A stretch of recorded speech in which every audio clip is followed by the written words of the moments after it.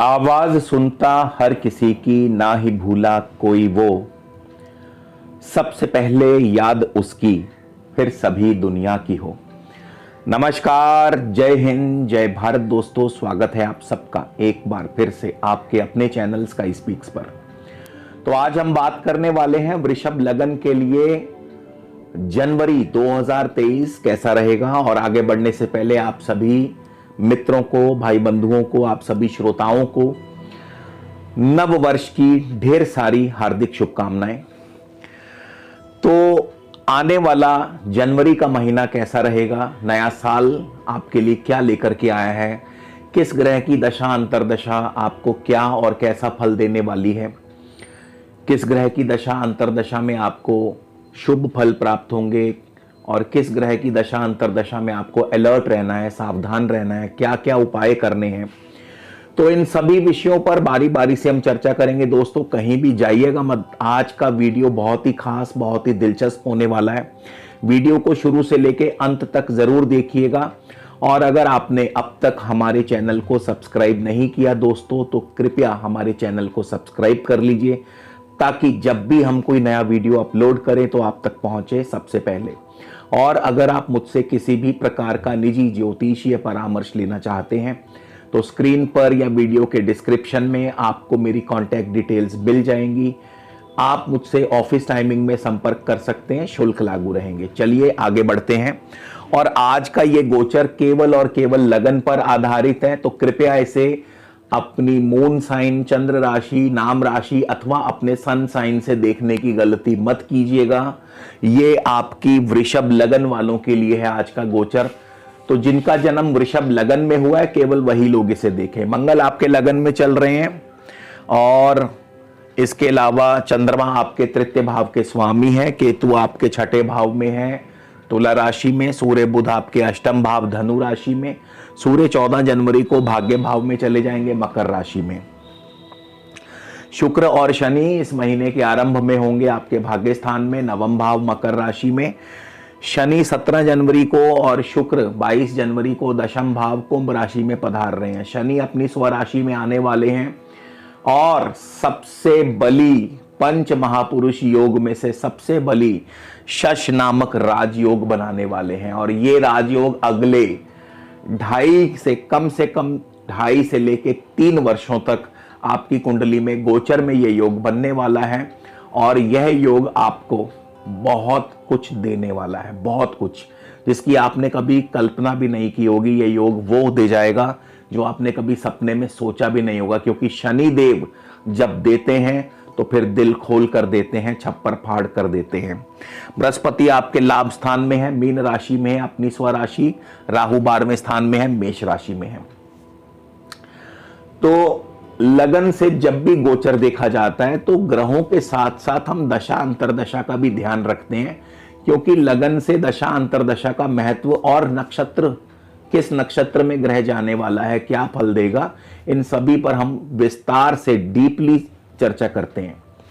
तो सबसे पहले हम लग्नेश से शुरुआत करेंगे। लग्नेश की दशा अंतरदशा कैसा फल देगी। आपके लगन के स्वामी शुक्र हैं, तो आपका अगर वृषभ लगन में जन्म हुआ है और शुक्र की ही आपको महादशा या अंतरदशा या प्रत्यंतर दशा आपको चल रही है, शुक्र लग्नेश और षष्ठेश होकर के कहां बैठे हैं, भाग्य भाव में। लग्नेश का भाग्य भाव में जाना ये अपने आप में स्वयं में ही राजयोग बना देता है। लग्नेश का एक त्रिकोण व केंद्रपति का दूसरे त्रिकोण में जाना अपने आप में राजयोग है। और ये पैतृक सुख संपदा दिलवाता है, पैतृक सुख संपदा दिलवाता है। इसके अलावा लंबी दूरी की यात्राएं या विदेश यात्राएं करवाता है।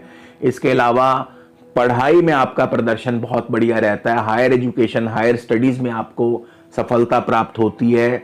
भाग्य आपके पक्ष में रहता है हर प्रकार से, और इंपोर्ट एक्सपोर्ट का कारोबार बहुत बढ़िया चलता है। लग्नेश और षष्ठेश जो शुक्र है ये आपके 1 जनवरी को उत्तराषाढ़ा सूर्य के नक्षत्र में होंगे। अब सूर्य के नक्षत्र में सूर्य चौथे भाव के स्वामी है, तो जमीन जायदाद संबंधी कार्यों से भरपूर लाभ होगा, सरकारी कार्यों में सफलता प्राप्त होगी। और इसके अलावा पढ़ाई में विद्यार्थियों का प्रदर्शन बहुत ही बेहतरीन रहेगा।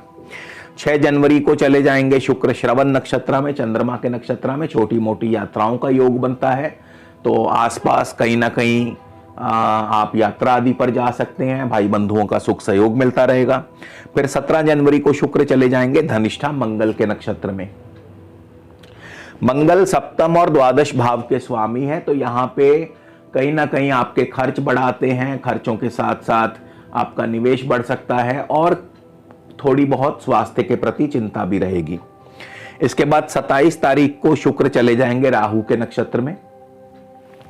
राहु आपके 12वें स्थान में, एकदम से यकायक आपके खर्च बढ़ेंगे और साथ ही साथ निवेश बढ़ेगा। विदेश यात्राएं भी हो सकती हैं, लंबी दूरी की यात्राएं भी हो सकती हैं, मगर सेहत और स्वास्थ्य का ध्यान रखें। राहु कई बार 12वें स्थान में सेहत के प्रति दिक्कत पैदा करते हैं और कई बार तो मानसिक चिंता भी दे दिया करते हैं, तो मेंटली भी आपको स्ट्रेस दे सकते हैं और सेहत पर भी ध्यान रखना होगा। तो शुक्र की दशा अंतर्दशा कुछ आपको इस प्रकार से फल देने वाली है। इसके बाद हम बात कर लें आपके धनेश बुध के बारे में। धनेश बुध की क्या स्थिति है, धनेश बुध और पंचमेश बुध आपको कैसा फल देने वाले हैं। बुध आपके धनेश और पंचमेश हैं, अष्टम भाव में चले गए शत्रु राशि में।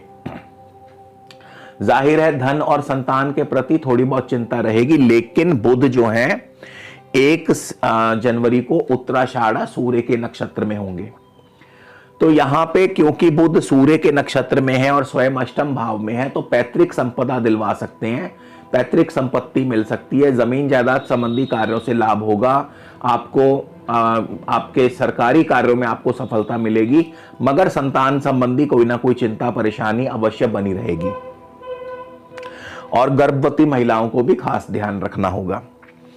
4 जनवरी को बुध चले जाएंगे पूर्वाषाढ़ शुक्र के नक्षत्र में। मान सम्मान पद प्रतिष्ठा बढ़ेगा, नौकरी में तरक्की, नौकरी में प्रगति, नौकरी नहीं है तो नौकरी मिल जाएगी, मगर सेहत का ध्यान रखिएगा। और बुध जो है इस महीने के अंत तक फिर पूर्वाषाढ़ नक्षत्र में ही रहेंगे। इसके बाद चंद्रमा की बात कर लें। चंद्रमा आपके तृतीयेश हैं, तो चंद्रमा की दशा अंतर्दशा आपको कैसा फल देने वाली है।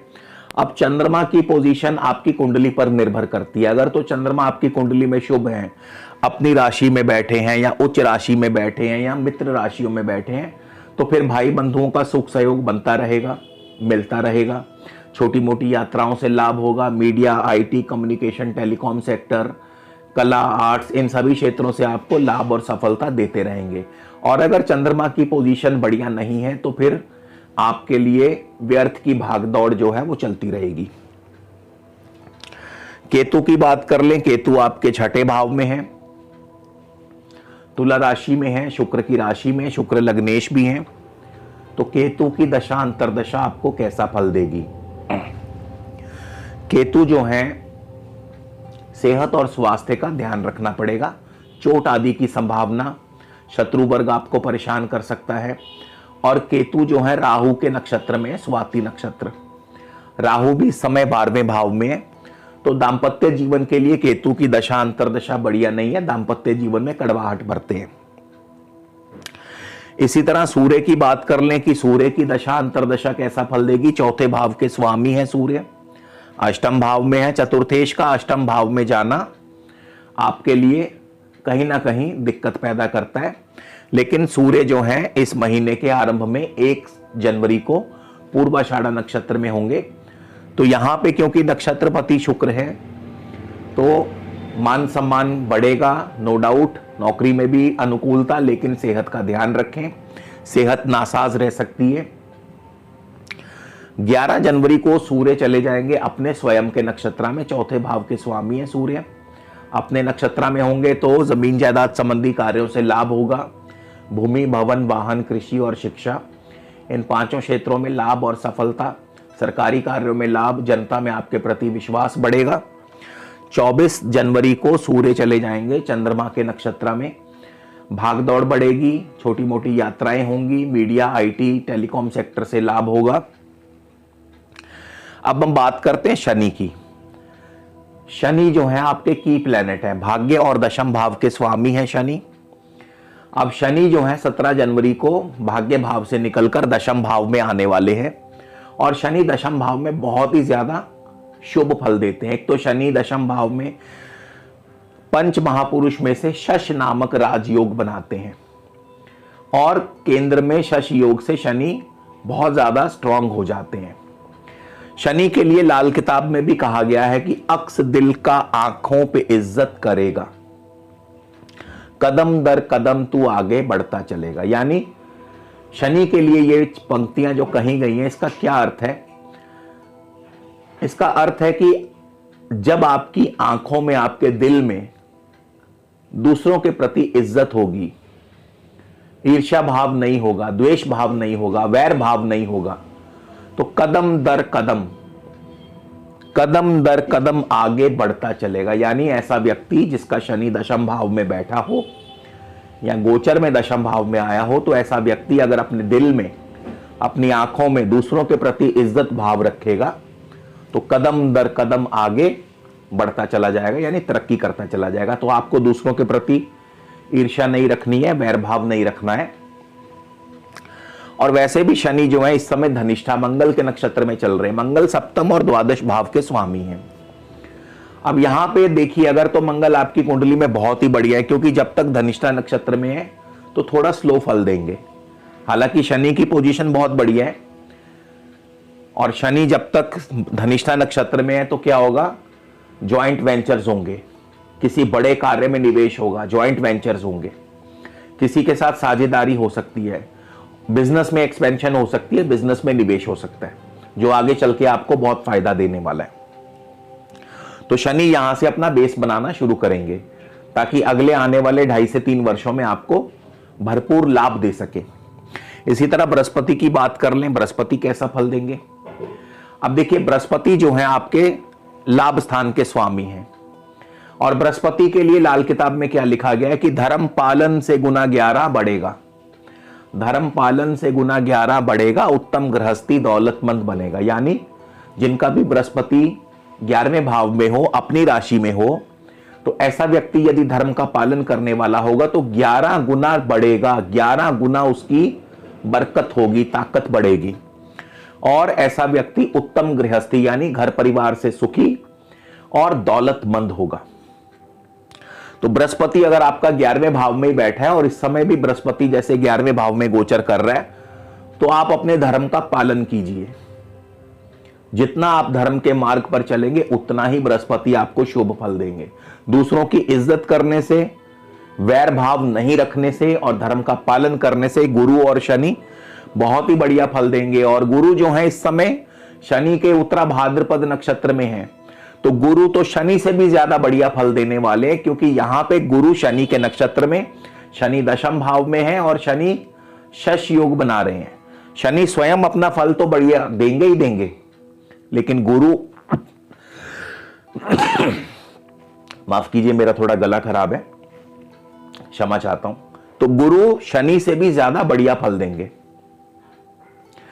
उत्तरा भाद्रपद नक्षत्र शनि कहां बैठे हैं? दशम भाव, केंद्र में शश योग बना रहे हैं। मान सम्मान, पद प्रतिष्ठा, नौकरी में तरक्की, कारोबार में तरक्की, प्रमोशन, आपके कार्यों की प्रशंसा, आपको अवार्ड या रिवॉर्ड, ये सभी कुछ मिल सकता है। शनि भी दिलवा सकते हैं, गुरु भी दिलवा सकते हैं। दोनों की पोजीशन इस समय बहुत बढ़िया है। और वृषभ राशि वालों को, वृषभ लगन वालों को, माफ कीजिए, वृषभ लगन वालों को, चाहे आप वृषभ राशि के हो तो भी, वृषभ राशि अथवा वृषभ लगन वालों को इस समय नीलम रत्न धारण करना सबसे उत्तम, सबसे श्रेयस्कर रहेगा। अगर आप शनि देव से और भी ज्यादा शुभ फल प्राप्त करना चाहते हैं तो आप नीलम रत्न धारण कीजिए, क्योंकि किसी भी ग्रह के बल को बढ़ाने के लिए उस ग्रह के रत्न को धारण किया जाता है। तो नीलम को धारण कर सकते हैं आप, साथ में पुखराज भी धारण कर सकते हैं, या दोनों का ज्वाइंट रत्न आता है पीतांबरी, तो पीतांबरी नीलम आप धारण कर सकते हैं। पीत जमा अंबर, पीत यानी पीला, अंबर यानी नीला, तो दोनों के मेल से बनता है पीतांबरी। ऐसा नीलम जिसमें पीला और नीला दोनों प्रकार के रंग पाए जाते हैं, दोनों शेड्स पाए जाते हैं, उसे पीतांबरी कहा जाता है। और पीतांबरी नीलम शनि और गुरु दोनों को ही बल देने के लिए पहना जाता है। तो इस समय शनि और गुरु दोनों की पोजीशन बहुत बढ़िया है। दोनों ही आपको अपने चारों दसों हाथों से आपको धन देने वाले हैं। और शनि तो अगले 2.5-3 वर्षों के लिए यही रहने वाले हैं। तो शनि अपना आगे आपको अपना जलवा दिखाते जाएंगे। राहु 12वें भाव में बैठे हैं, तो राहु जो है खर्चों को बढ़ाते हैं, मंगल की राशि में है, चोट आदि से बच के रहें, स्वास्थ्य का ध्यान रखें। राहु भरणी नक्षत्र में है जो कि शुक्र का नक्षत्र है। कहीं ना कहीं राहु दाम्पत्य जीवन में कड़वाहट भी पैदा करते हैं। दाम्पत्य जीवन में कड़वाहट, स्वास्थ्य की हानि, धन की हानि, चोट, दुर्घटना और भी कई तरह के खर्चे पैदा करते हैं। तो राहु से थोड़ा बच के रहना होगा। राहु के जो उपाय हैं वो करते रहिए। राहु का क्या उपाय, एक तो सतनाजा जो है पक्षियों को डालते रहे या गाय को चारा डालते रहे। गौ माता को चारा डालने से भी राहु, बुध और केतु इन तीनों के उपाय हो जाते हैं जब आप गाय को चारा डालते हैं। तो वृषभ लगन वालों को इस समय गाय को चारा और नीलम अथवा पीतांबरी रत्न धारण करने से बहुत ही ज्यादा शुभ फलों की प्राप्ति होगी। तो इसी के साथ दोस्तों आपसे विदा लेता हूं। अगले वीडियो में आपसे फिर मुलाकात होगी। खुश रहो, आबाद दुनिया, मालो जहां बढ़ते रहो। मदद मालिक अपनी देगा, नेकी तुम करते रहो। धन्यवाद। जय हिंद, जय भारत।